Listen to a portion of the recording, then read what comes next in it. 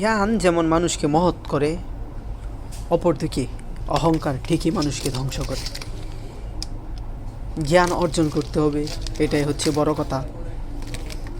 কিন্তু আমরা ভুলে যাই যে জ্ঞান হচ্ছে প্রকৃত অর্থে অহংকার দূরীকরণের পদ্ধতি।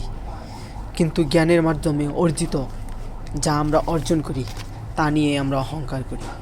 কিন্তু সৃষ্টিকর্তার কি অপরূপ খেলা! আপনি যা কিছু নিয়ে অহংকার করেন না কেন তাই বেশি দিন থাকবে না। এটাই হচ্ছে উপরওয়ালার খেলা। কারণ বর্তমান যে পরিস্থিতিতে আপনি যা কিছু নিয়ে অহংকার করেন না কেন তাই আপনার বিফলে যাবে।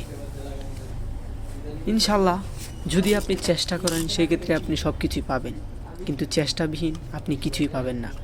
তাই অবশ্যই চেষ্টা করতে হবে, চেষ্টায় সাফল্য মেলে।